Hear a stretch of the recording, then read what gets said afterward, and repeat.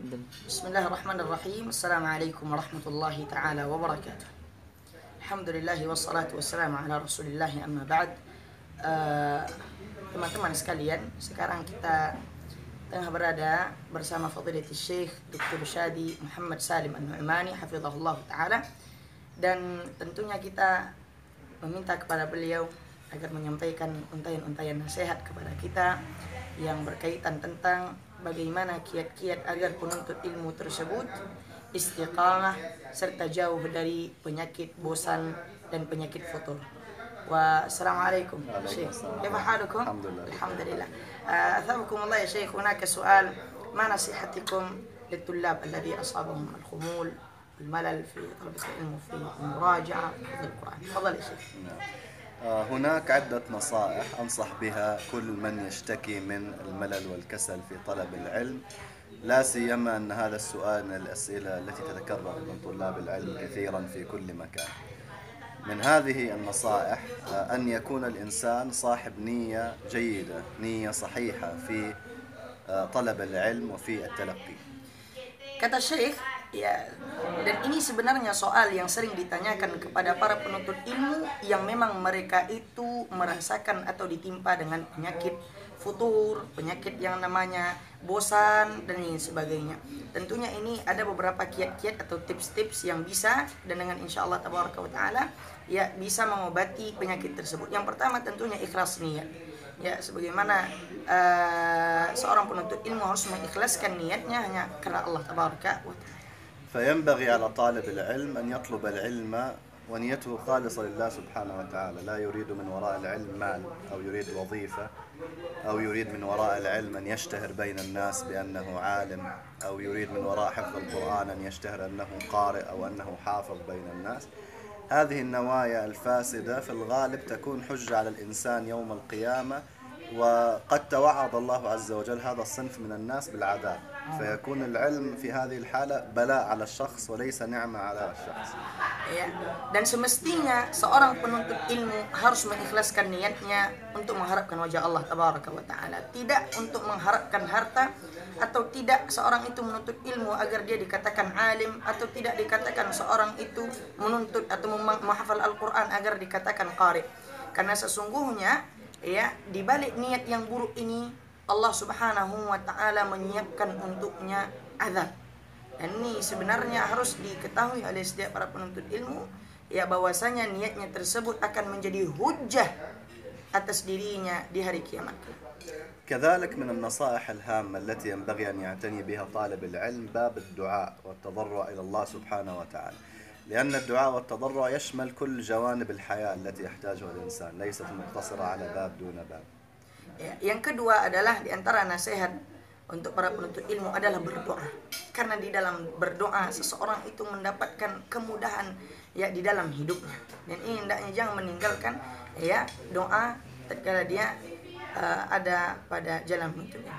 إذن ينبغي على طالب العلم أن يحرص على استغلال مواضع الإجابة مثل السجود وغيره في الدعاء، كأن يقول اللهم وفقني في طلب العلم، اللهم بارك لي في حفظي، اللهم بارك لي في نيتي وصحح لي نيتي، اللهم يسر لي طرق الطلب إلى آخر هذه الأدعية. هذا باب نافع إن شاء الله في الطلب. Dan kata Syekh, hendaknya seorang penuntut ilmu benar-benar berusaha untuk mencari waktu-waktu yang istijabah. Di antaranya adalah ketika waktu sujud atau ini sebagainya, dan dia hendaknya berdoa, Allah muwaffiqni, ya Allah ya tetapkanlah aku, kuatkanlah aku, dan ya Allah berkahilah aku pada hafalanku, dan begitu seterusnya. Hendaknya dia ya berdoa kepada Allah tabaraka wa taala, meminta agar ditetapkan hatinya dalam menuntut ilmu.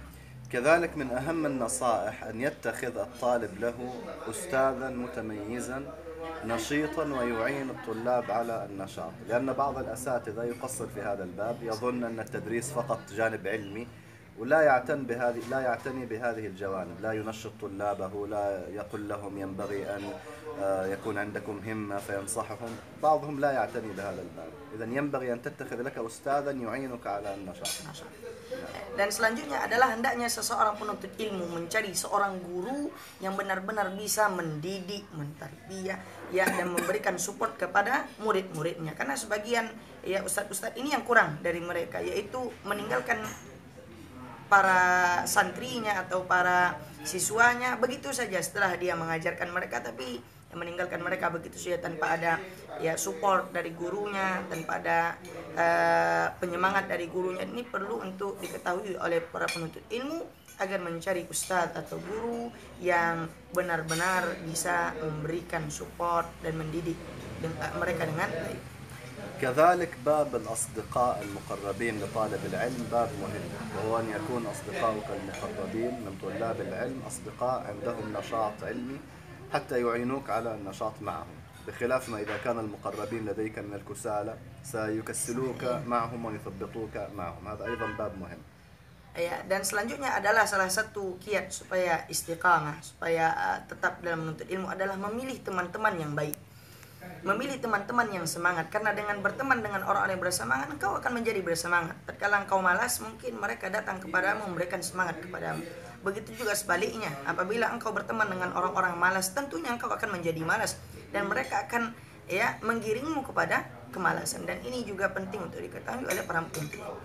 كذلك من أهم الوسائل التي تنشط الهمة أن تجلس في بيئة علمية نشيطة تعينك على النشاط العلمي، لأن البيئة إذا لم تكن علمية قد يكون عندك همة في العلم، ولكن عندما تجلس بين أناس لا يعتنون بالعلم تصير مثلهم ولا يكون عندك همة. البيئة دائما تؤثر على الإنسان، وأحيانا قد تكون البيئة علمية ولكن غير نشطة، معهد ولكن أهله كسالى هكذا ليس عندهم همة.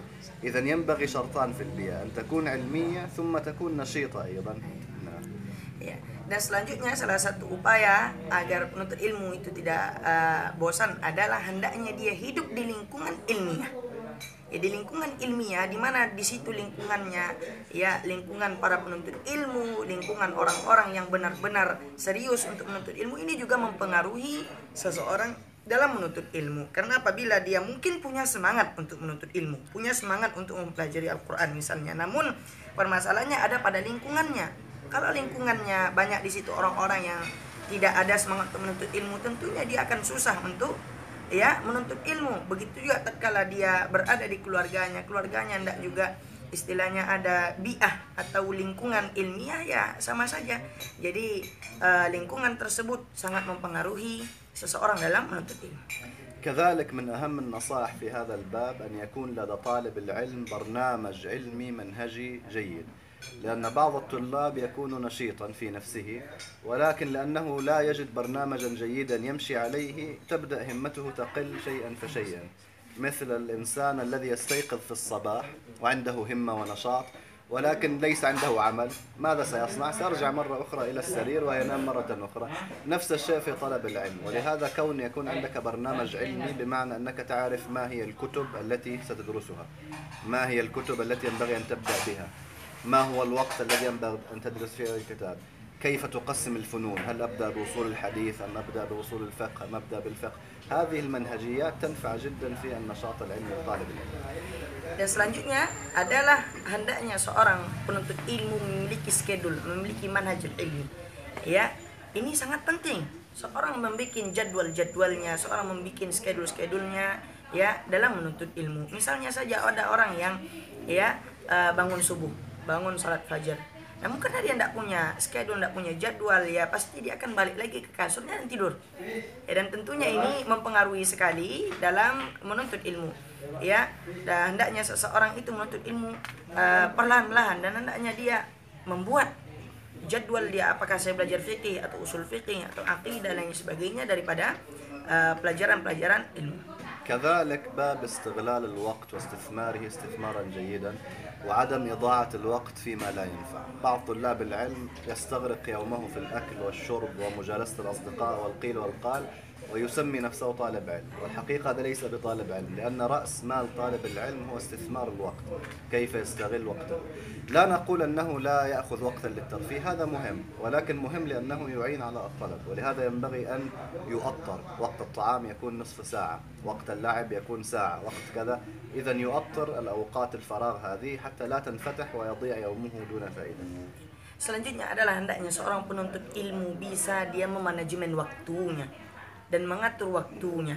Karena ada sebagian orang dia banyak mainnya, banyak makan minumnya, banyak cerita-cerita dan nongkrong-nongkrong dengan temannya, lalu dia katakan saya penuntut ilmu, ini tidak benar.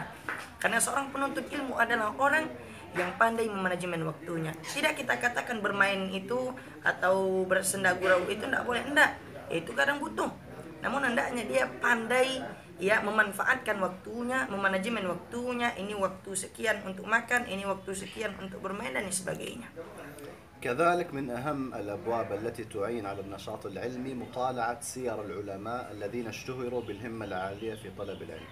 عندما تقرأ سيرة البخاري وتنظر كيف كان يقرأ، كم يقرأ في اليوم، كم يكتب في اليوم، وكان يذكر أنه يستيقظ في الليل أكثر من مرة حتى يصحح كتابه صحيح البخاري.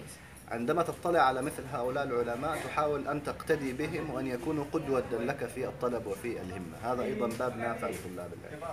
Dan selanjutnya adalah hendaknya engkau membuka kembali sir biografi para ulama dalam menuntut ilmu yang memang mereka dikenal dengan orang yang memiliki semangat tinggi dalam menuntut ilmu. Misalnya saja engkau buka sirahnya Imam Al-Bukhari, bagaimana dia membaca seharian, bagaimana dia menulis, dan diriwayatkan bahwasanya beliau bangun malam itu tidak sekali. Ya, beliau bangun untuk mensahihkan dan mengulang-ulang kembali kitab sahihnya. Ini maka jadikan mereka itu qudwah, jadikan mereka contoh dalam menuntut ilmu, jadikan semangat mereka itu adalah ibrah bagimu ya dalam menuntut ilmu agama. أخيرا وهي نصيحة خاصة بالإخوة الذين تزوجوا أو أنهم مقبلون على الزواج. هذا باب مهم لأن الزوجة تؤثر تأثيرا بالغا على زوجها، والنساء بعامة أثرهن على الرجال أكبر من العكس. المرأة تستطيع التأثير على الرجل. إذا كان عندك نية لطلب العلم خذ امرأة من البداية، خذ امرأة تعينك على هذا الباب. لا تأخذ أخت ليس لها عناية بهذا الباب، فكلما فتحت كتابا قالت لك أغلق الكتاب، كلما أردت أن تنشغل بالعلم ثبطتك. هذا باب مهم جدا للمتزوجين. Dan ini nasihat terakhir saya tujukan kepada yang sudah menikah atau yang akan menikah daripada penuntut ilmu. Karena sebetulnya istri tersebut sangat besar pengaruhnya. Atau bisa kita katakan wanita itu memiliki pengaruh besar dalam kehidupan seorang lelaki. Ini juga penting tatkala seseorang hendak menikah, hendaknya dia menikah dari awal, menikahi seorang wanita yang bisa ya membantunya dalam menuntut ilmu. Karena mungkin sebagian ya ada istri yang mengatakan tatkala engkau buka kitabmu dia bilang udahlah sinilah tutup kitabmu, ayo kita berdua ya. Ini sebetulnya berpengaruh besar. Jadi hendaknya seseorang memilih istri yang benar-benar ya istri tersebut bisa membimbingnya, bisa membantunya dalam menuntut ilmu agama Allah Tabaraka wa Ta'ala. هذه النصائح ينبغي أن تطبقوها. لا تسمعوا مثلا هذا الفيديو ثم خلاص يدخل من هنا يخرج من هنا. لا، تطبيق هذه النصائح مهم شيئا فشيئا. وأرجو لمن طبق هذه النصائح التي ذكرناها أرجو أنه لا يبقى بعد ذلك مجالا للكسل والملل، لأنه جمع أكثر الأسباب المهمة في هذا الباب. Dan ini nasihat-nasihat setelah kalian mendengar video ini ya diamalkan. Jangan masuk sini keluar sini, enggak kata Syekh. Ya kata beliau amalkan. Ya karena ini adalah nasihat-nasihat yang benar-benar ya bisa dipraktekkan dan jangan lagi malas-malas dalam menuntut ilmu agama Allah Tabaraka wa Ta'ala. سعدت بالحديث مع الإخوة وأرجو من جميع من يصله هذا الفيديو أن يدعو الله لنا. Dan saya sangat senang duduk bersama para ikhwah dan saya berharap agar disebarkan lagi, di-share lagi video ini ke ikhwah-ikhwah kita.